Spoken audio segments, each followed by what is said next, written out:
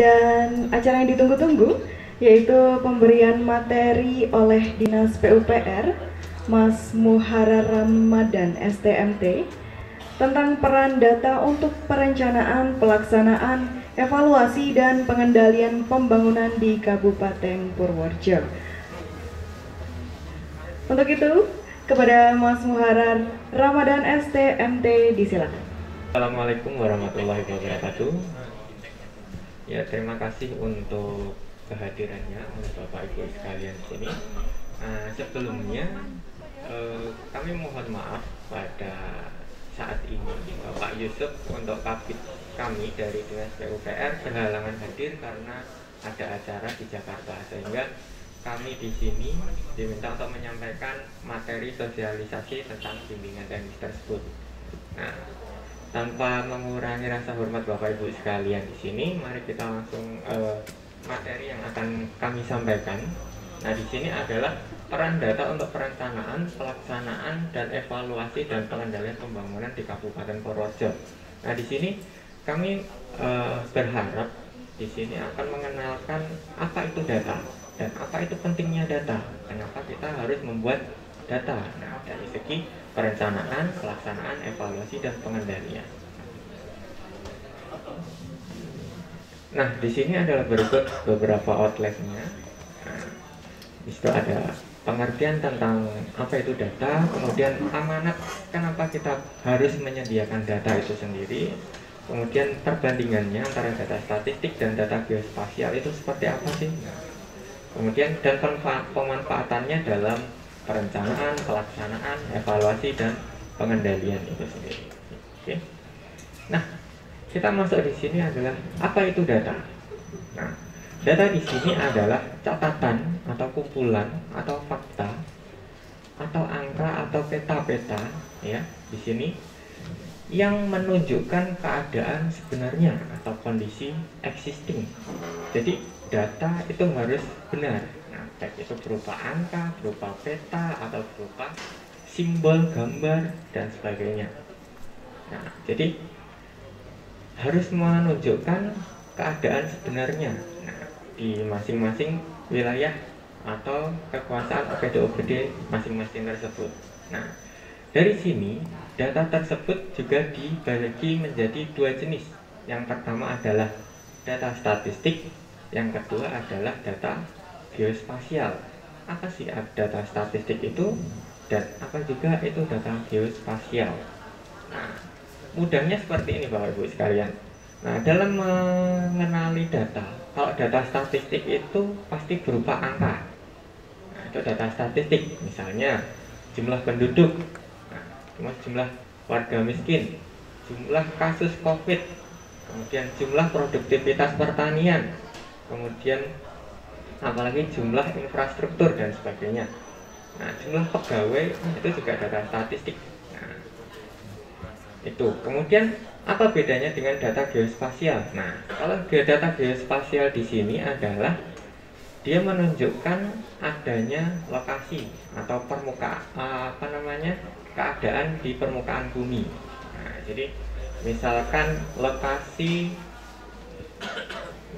lokasi fasilitas umum, lokasi kantor, lokasi masjid. Nah, itu salah satu data geospasial. Atau tadi yang dijelaskan oleh Pak Aan, misalnya data persebaran jumlah penduduk, mana sih yang padat di kecamatan A atau di kecamatan B, di kecamatan Purworejo atau di kecamatan Kutoarjo, mana sih yang lebih padat. Nah, itu juga menunjukkan salah satu contoh data geospasial. Nah, seperti itu. Nah, ini salah satu sumbernya adalah dari Perpres nomor 39 tahun 2019 tentang terkait satu data Indonesia. Nah, ini Bapak Ibu sekalian, amanat kenapa kita harus menyediakan data. Nah, yang pertama itu dari Undang-Undang nomor 4 tahun 2011 tentang informasi geospasial. Nah, di sini intinya adalah dalam undang-undang ini informasi geospasial ini manfaatnya adalah untuk membantu merumuskan kebijakan, mengambil keputusan, dan atau pelaksanaan kegiatan. Nah, jadi dengan data informasi geospasial ini, pemangku kebijakan ini jadi lebih mudah dalam mengambil perencanaan. Nah, misalnya, oh kita diminta untuk menyediakan fasilitas pendidikan tambahan. Nah, di mana sih lokasi yang perlu kita tambahkan fasilitas pendidikan ini untuk meningkatkan SDM warga Kabupaten Purworejo? Nah, itu dari situ kita dengan mudah bisa merencanakan suatu lokasi tersebut. Nah, kemudian yang kedua adalah amanat dari Peraturan Presiden Nomor 39 Tahun 2019, yaitu tentang Satu Data Indonesia. Nah, ini menjadi pedoman kita semua, tidak hanya Kabupaten Purworejo, Bapak Ibu sekalian, tapi satu Indonesia, ya, satu Indonesia kita diminta untuk menyediakan satu data ini. Nah, jadi di sini kita Bismillahirrahmanirrahim untuk awalan dalam menyediakan atau membangun data untuk Kabupaten Purworejo itu sendiri. Nah, dalam amanat Perpres ini yaitu data yang harus disediakan yaitu adalah harus akurat, mutakhir, terpadu, dapat dipertanggungjawabkan, serta mudah diakses dan dibagi pakaikan oleh instansi. Nah, jadi salah satu pokok dari Perpres tersebut adalah ini. Nah, akurat, nah berarti harus pas, harus sesuai dengan keadaan sebenarnya. Nah, mutakhir ya berarti mutakhir harus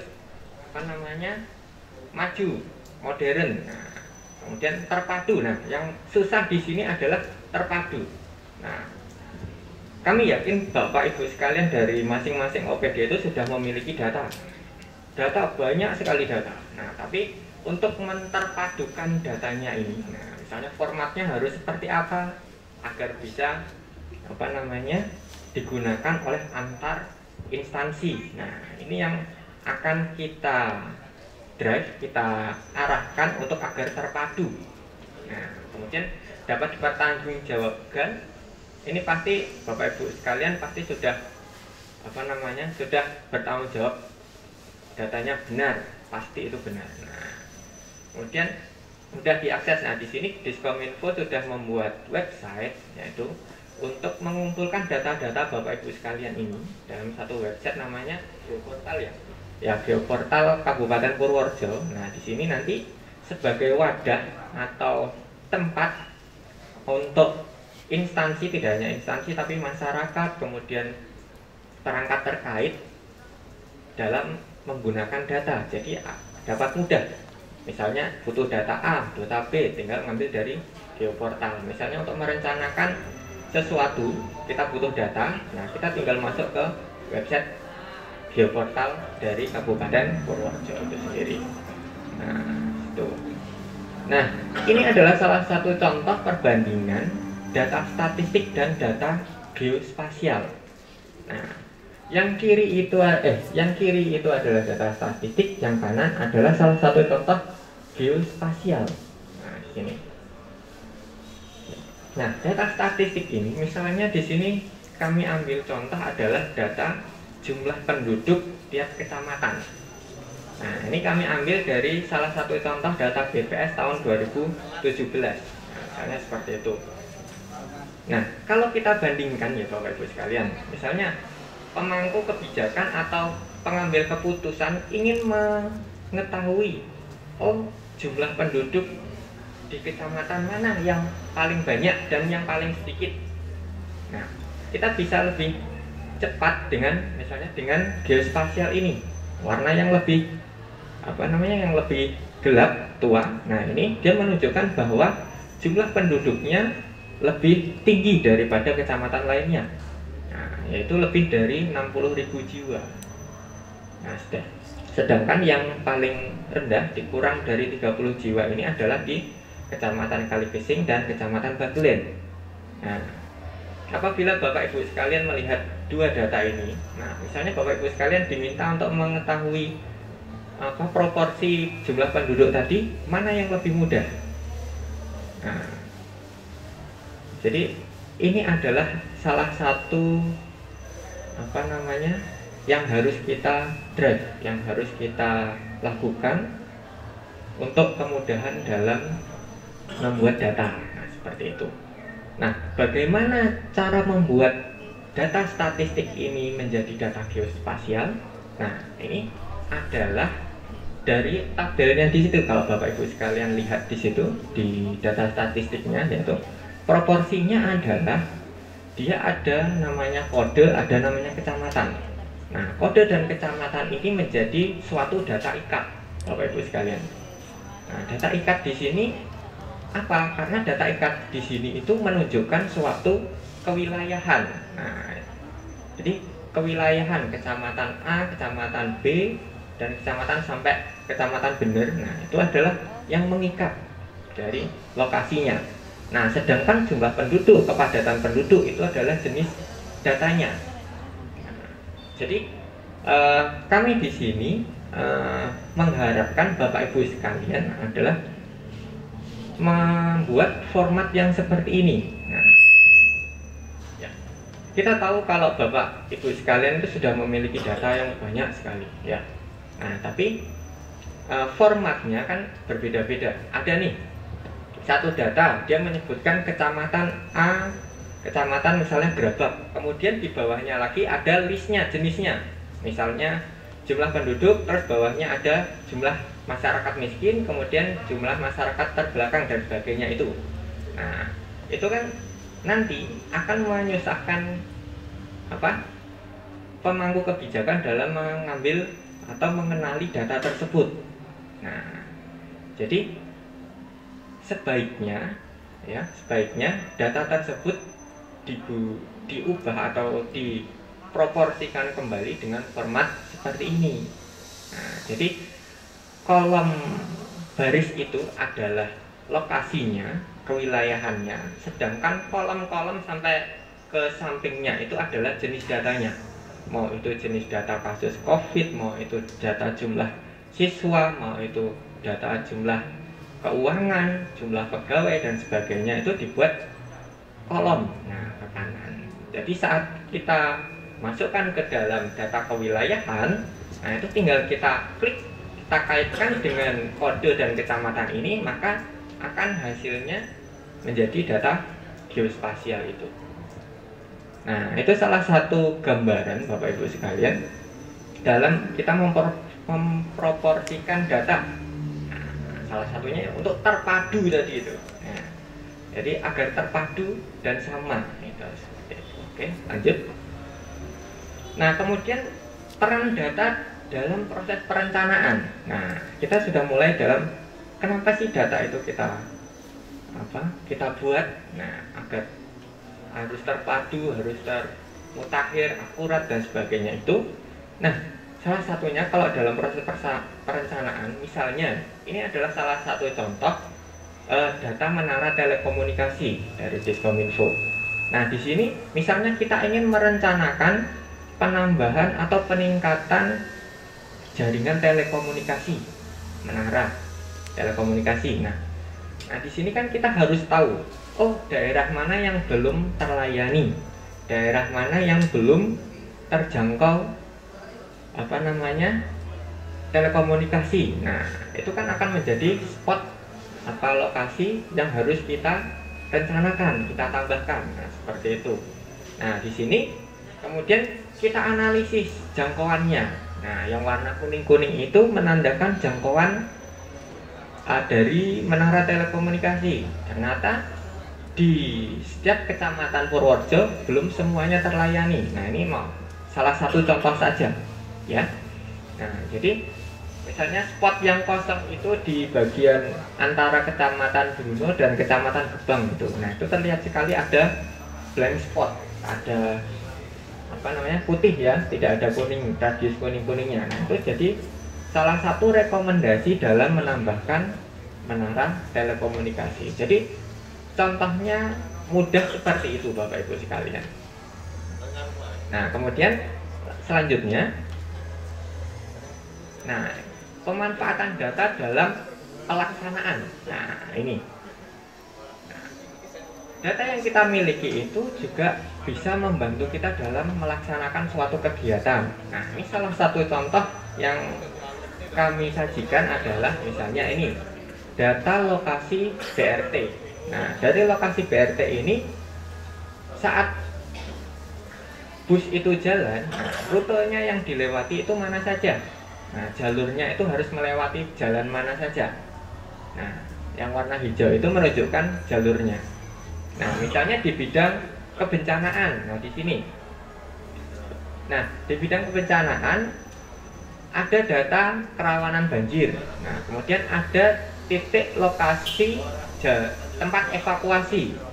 Nah, kemudian ada data jalur evakuasi. Nah, saat kejadian banjir, nah ya, kita harus lari ke tempat evakuasi itu lewat mana? Nah, jadi jalur evakuasi itu menjadi data, salah satu data untuk memudahkan kita dalam mengevakuasi diri. Nah, jadi kita harus lari kemana sih? Sama kayak kita punya Google Map. Misalnya Bapak Ibu sekalian dari kantor pengen ke Dargo. Nah, ini adalah salah satu bentuk pelaksanaan. Nah, jadi dari kantor sampai Dargo ini kita harus lewat mana sih? Nah, itu seperti itu contohnya. Nah, kemudian lanjut lagi. Nah, ini dari pemanfaatan data untuk proses evaluasi. Nah, ini salah satu contohnya kami ambilkan dari Kota Semarang. Nah, di sini Kota Semarang dalam kasus sebaran COVID di bidang kesehatan di sini, nah dia memetakan jumlah kasusnya. Nah, yang paling merah itu menunjukkan kasus yang paling banyak. Nah, sedangkan yang putih itu yang kasus paling sedikit. Nah, kita rentang sesuai kelasnya. Nah, ini yang kiri adalah, mohon maaf, yang kiri sana, yang kanan berarti ya Bapak Ibu sekalian. Nah, kanan itu adalah di bulan Juli. Nah, yang kiri adalah di bulan Agustus. Nah, dengan membandingkan data kedua data ini, kita bisa mengevaluasi. Kita lihat, oh, yang warna merah di bulan Juli itu dulunya yang bagian timur. Nah, kemudian di bagian saat Agustus, kenapa yang bagian timur, yang di bagian bawah itu, Kecamatan Tembalang itu kok masih merah? Kenapa? Nah, jadi kita bisa bahan evaluasi, apakah itu kita kurang programnya vaksinasi, kemudian apakah masyarakatnya kurang kontrol terhadap prokes dan sebagainya. Itu kan akan menjadi evaluasi program selanjutnya dari untuk penanganan kasus COVID. Nah, ini salah satu contohnya Bapak Ibu sekalian. Nah, bisa juga dikaitkan dengan ini, misalnya produktivitas padi. Nah, kenapa padi di Kecamatan Grabak dan Kecamatan Ngombol itu menurun di tahun selanjutnya? Nah, itu kan akan menjadi evaluasi bagi kita semua. Nah, itu hanya dengan membandingkan dua peta saja Bapak Ibu sekalian. Nah, itu akan lebih mudah. Nah, daripada kalau kita menggunakan data statistik. Nah, kita kan harus melihat angkanya, berapa minusnya, berapa ininya. Kalau untuk kita sebagai tenaga teknis atau pengolah data, nah itu untuk detailnya bisa. Tapi kalau untuk pemangku kebijakan, pengambil keputusan yang memiliki tekanan yang tinggi, harus mengambil keputusan untuk memajukan pembangunan Kabupaten Purworejo. Nah, itu kan harus yang seperti ini. Jadi bisa dengan sekali lihat, oh ternyata di kecamatan ini, di kewilayahan ini perlu kita evaluasi, harus ada peningkatan program di sini dan sebagainya. Nah, seperti itu. Oke, lanjut. Nah, yang dan terakhir ini adalah pemanfaatan data untuk pengendalian. Nah, di sini, nah salah satu contohnya adalah di sini kita sudah menyusun suatu produk rencana tata ruang. Ya, di sini rencana tata ruang itu untuk apa sih? Jadi untuk mengendalikan atau pemanfaatan ruang agar tidak menimbulkan suatu permasalahan lingkungan. Nah, jadi misalnya kemacetan, kemudian banjir dan sebagainya, itu adalah salah satu contohnya. Nah, di sini kemudian kita overlaykan dengan lokasi izin. Nah, lokasi izin yang dari Din PTSP ya kalau tidak salah. Nah, di sini. Nah, kita dapatkan adalah ada yang sesuai, ada yang tidak sesuai. Nah, tidak sesuai itu kenapa? Karena lokasinya berada di tanaman pangan yang fungsinya adalah untuk memproduksi padi, ya, untuk ketahanan pangan di Kabupaten Purworejo. Nah, sedangkan kalau untuk izin perumahan berarti sebaiknya harus di kawasan permukiman. Nah, ini akan menjadi suatu kendali dalam pembangunan Kabupaten Purworejo ke depannya. Nah, itu ada sekilas dari kami materi yang kami sampaikan. Jadi di sini kami harapkan Bapak Ibu sekalian itu pentingnya data ini kenapa sih harus dibuat? Kenapa sih harus akurat? Kenapa sih harus terpadu? Nah, itu agar apa? Agar kita bisa melangkah bersama, maju bareng gitu loh Bapak Ibu sekalian. Jadi biar apa Purworejo itu bisa kayak DIY atau bisa kayak apa namanya kabupaten-kabupaten lain yang lebih maju lagi. Nah, jadi seperti itu. Nah, di sini Bapak Ibu sekalian yang ada di sini itu menjadi salah satu fondasi untuk Kabupaten Purworejo. Nah, karena apa? Dalam menyediakan data itu adalah fondasinya dalam untuk memajukan suatu daerah. Tanpa data kita tidak akan tahu mana yang harus dibangun, mana yang harus dikembangkan, mana yang harus dievaluasi. Nah, seperti itu. Nah, jadi kami harapkan ini menjadi start awal untuk kita semua agar terpadu sinergis dalam menciptakan data, yaitu satu data untuk Kabupaten Purworejo. Itu. Jadi mari kita bersama mewujudkan satu data Indonesia. Nah, kalau dalam istilah misalnya satu lidi. Nah, itu misalnya kalau kita untuk menghadapi tantangan kemajuan zaman ini kan satu lidi bisa mudah dipatahkan. Nah, tapi kalau kita bareng-bareng ya, kita sama-sama semuanya. Nah, kalau jadi sapu yang udah kuat gitu kan akan susah untuk dipatahkan. Nah, jadi kita bisa maju bersama untuk kebaikan Kabupaten Purworejo. Oke? Sampai di sini materi yang kami sampaikan, semoga dapat memberikan tambahan pandangan ya, agar kita lebih sinergi lagi dalam membangun satu data di Kabupaten Purworejo. Terima kasih. Apabila ada salah kata kami mohon maaf. Wassalamualaikum warahmatullahi wabarakatuh.